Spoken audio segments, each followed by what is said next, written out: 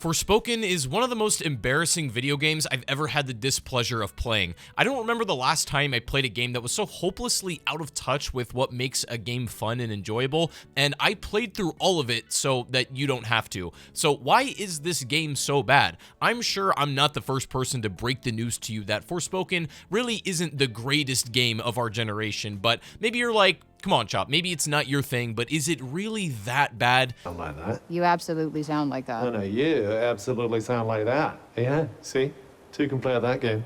I would say it is. Honestly, it's worse than I was expecting, to be quite honest. So let me tell you a little story first and set the stage why I even played this to begin with. So the other day, I found myself at a GameStop and I was just browsing around when I saw a copy of Forspoken for PlayStation 5. I'd heard a bunch of feedback on the internet about the game already, you know, like the horrible dialogue, the clunky gameplay, the, you know, performance issues on PC, the story, etc., like all the things. And the fact that despite all of that, the game still cost $70 whole was absolutely criminal. But then I was like, wait a minute, I need to be more careful about making snap judgments on games that I've never played before. So, you know, instead of treating somebody and myself to a nice meal or going to see a movie or hell, literally anything else you can do with $70, I decided to play Forspoken by myself. Well, that wasn't much fun. And it was at this GameStop that my fate was sealed. As I went to buy the game, the girl running the counter was low-key hinting that people weren't really liking this game and that I should possibly reconsider my choice. But you know what? I stuck to my guns and I decided I was doing this for the good of the people. And I began to play the video game back at home. I realized I was in for a ride. A boring and embarrassing ride. Just move with my freaking mind! Fellas. Yeah, okay, This that is is real something I do dialogue now. I do magic, in talk a sentient cuffs, real-life beats. video You know what? game. I'll probably fly next. Now you're just being ridiculous. Excited to introduce the wonderful Ella Balinska, who's joining us today.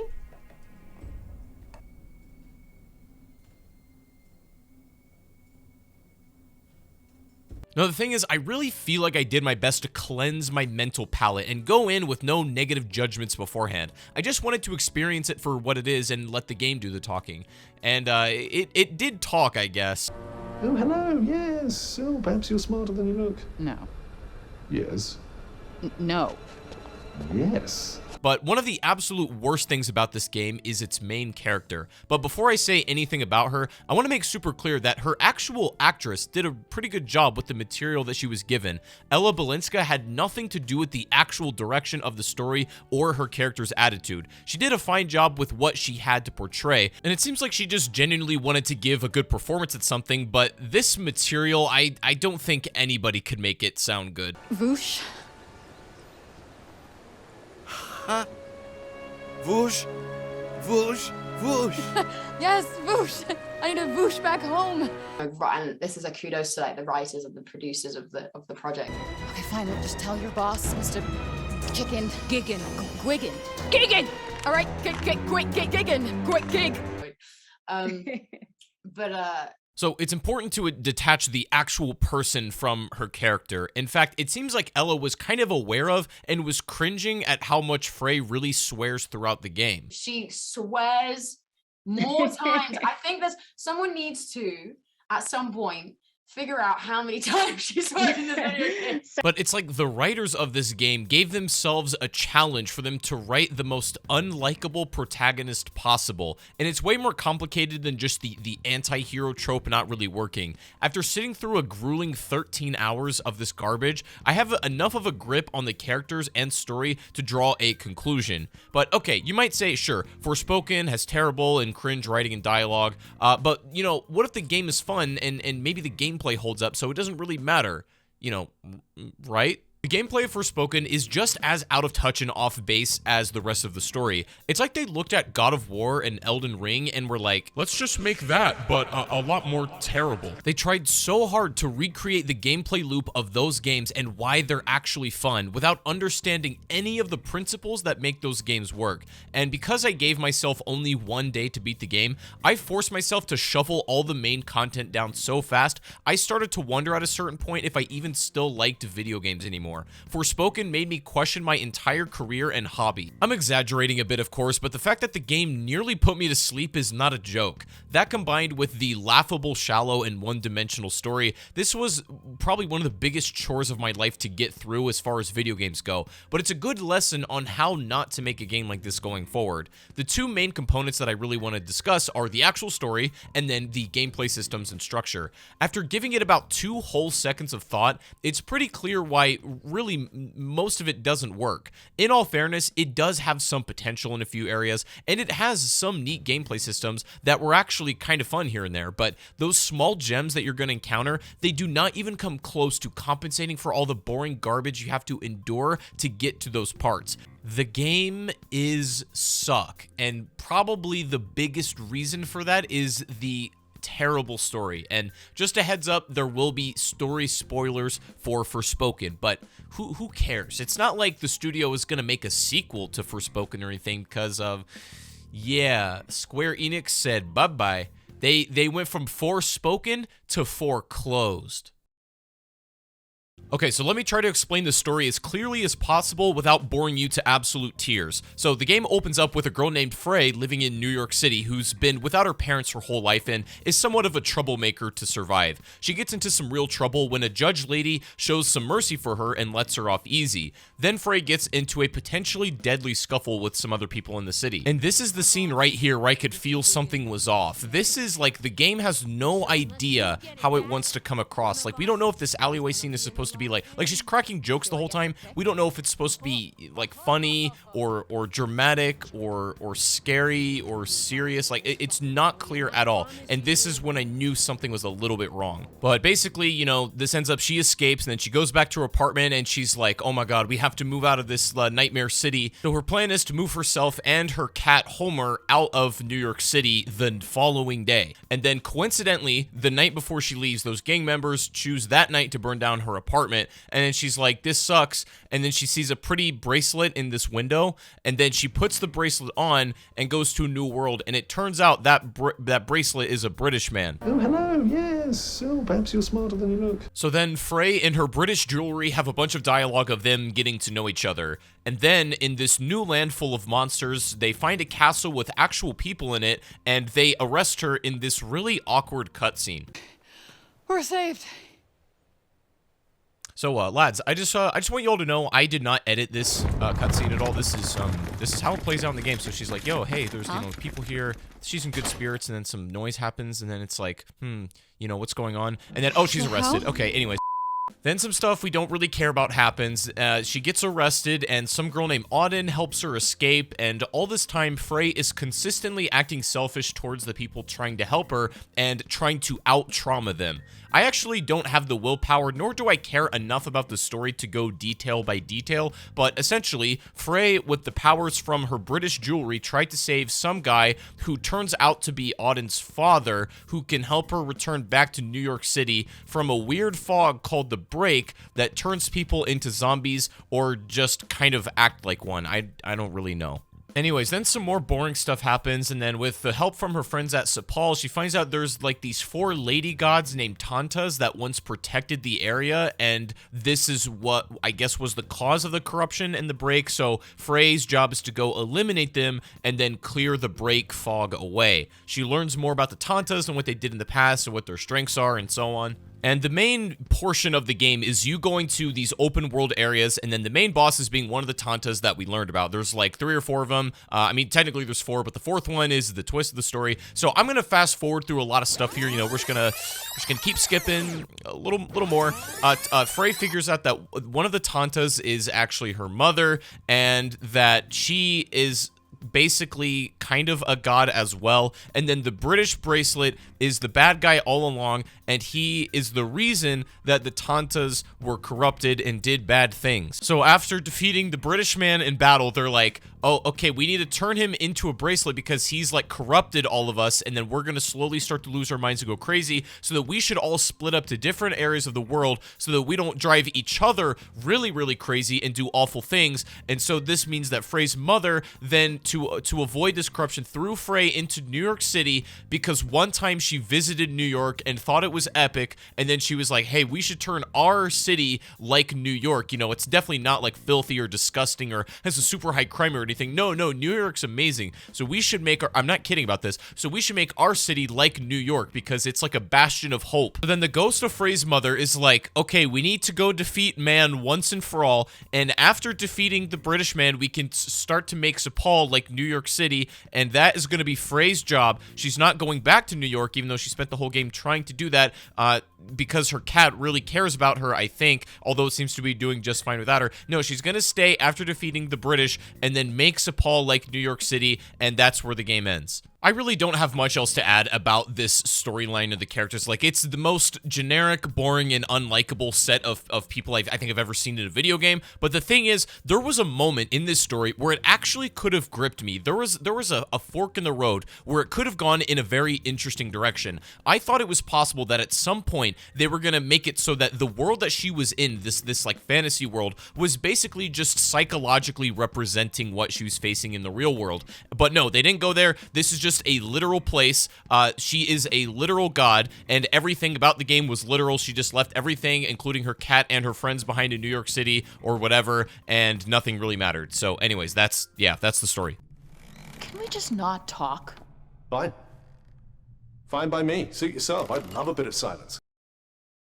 So, enough of the story, let's move on to Forspoken's gameplay, which, you know, a lot of people will play a game, even if it has a bad story, like, if the gameplay's fun, that kind of makes up for it. Unfortunately, Forspoken's gameplay is kind of just as embarrassing as the story. However, in the gameplay, there are a few little gems here and there that are actually kind of fun. So, what I said earlier in the video, where Forspoken is essentially a God of War and Elden Ring wannabe hybrid, I mean that literally. So, basically, the core gameplay loop and the combat is essentially, you know, using different weapons, i.e. God of War style. You have different abilities on them, and you can upgrade those abilities through a skill tree and so on. The difference is, in Forspoken, you end up getting like 4 or 5 different sets of these spells, which, you know, they come with varying degrees of fun. Some of them are actually kind of cool to use, and some of them are just very, very boring.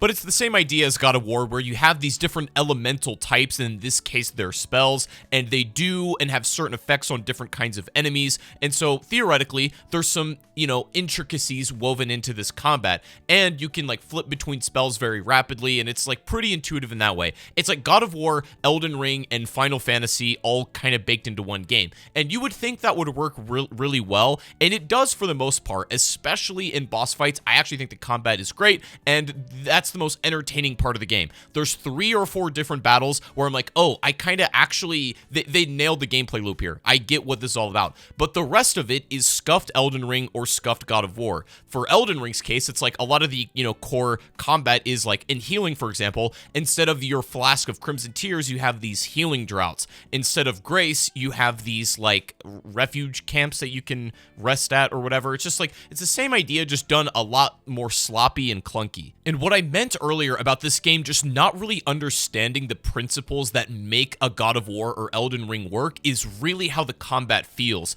The problem is the like dodge mechanic or your mobility. The game practically, I'm not kidding, if those of you who played it know what I'm talking about, the game practically plays itself. It is very, very extremely easy to dodge moves. You just pretty much need to be mashing buttons the whole time, and you're gonna get like an A+ in combat. The game just wants you to pretty much press buttons as fast as humanly possible without really thinking so much about what you're doing. And it's like the difficulty that's supposed to be baked within the game is not because the enemies themselves have interesting mechanics and, you know, they really need to be learned and all this kind of stuff. It's that they are just giant bullet sponges. They have absurd amounts of health, and it's not that the fight is hard, it's just that most of the fights are like an endurance test or unbelievably tedious. That is like where the difficulty comes in. But the difficulty is not just, you know, spamming the same button until you wear away at a health bar eventually. It's so unengaging and uninteresting. Now, I've been pretty hard on the gameplay so far, but let me actually mention something I do really like in this game.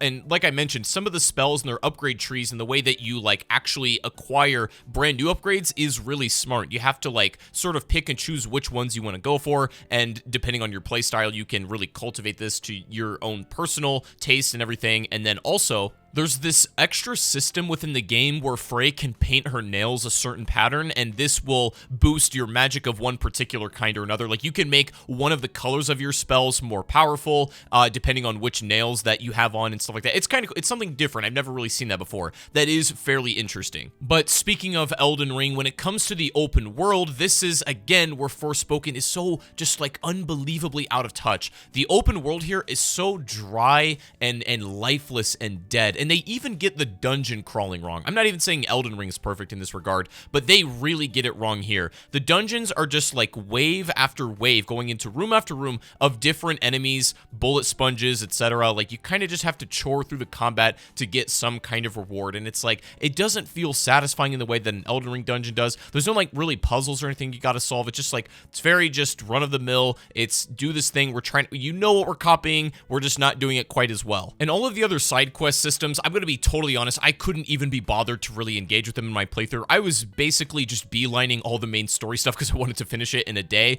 and so I can't speak on everything the side quests have to offer, but I'm going to wager that they're probably not very fun, because all of the most entertaining stuff in the game, like I said, is those boss fights. Those are the highlights, and even then, I wouldn't say they were, like, groundbreaking or crazy. I didn't have, like, an insane time with them. They were very entertaining. They were mildly fun, but they weren't, like, groundbreaking, so I'm going to assume that any of the side quest stuff is not going to somehow transcend how enjoyable the mainline quest stuff is. And it's like, that would be less of a problem, and I would potentially even be more incentivized to do side quest stuff if the core combat wasn't so unbelievably boring. I'm just sitting here and thinking about it, and especially when it comes to gameplay, Forspoken has literally nothing to offer that something else doesn't already do better. There is nothing unique that you can find in Forspoken that you cannot find another game doing something slightly better. The fact that Forspoken and God of War are the exact same price tag is actually a crime scene. Like, I was gonna make a joke that Forspoken is